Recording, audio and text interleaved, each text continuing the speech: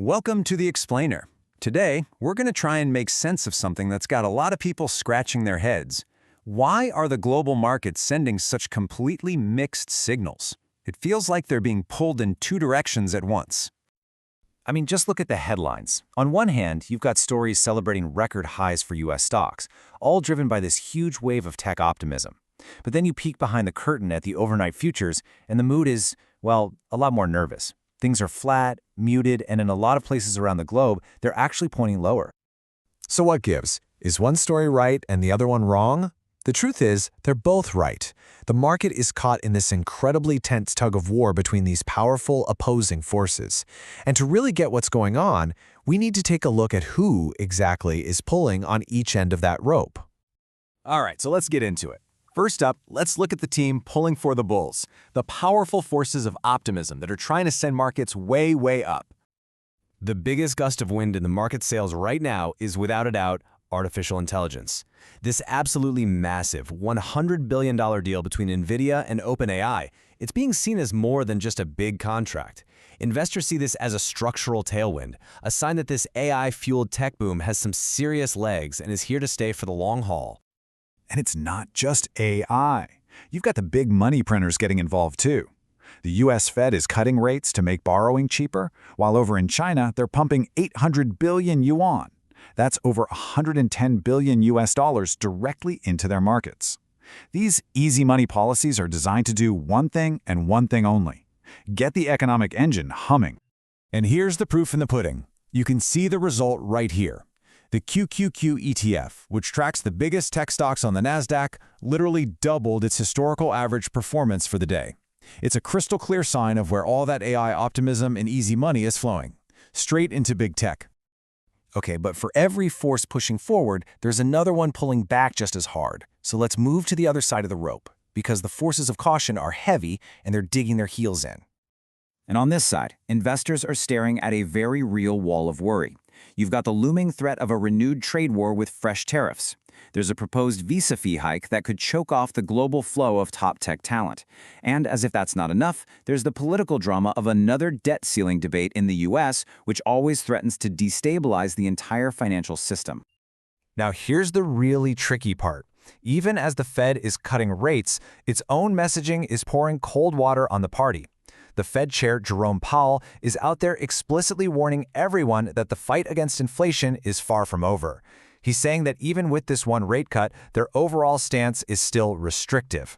That's code for we're ready to slam on the brakes again if we have to. And the numbers, they totally back him up. Core PCE, which is the inflation gauge the Fed watches most closely, is still stuck at 2.9%. That's nearly a whole point above their 2% target. This stickiness is what's keeping everyone on edge, because nobody really knows what the Fed's next move is going to be.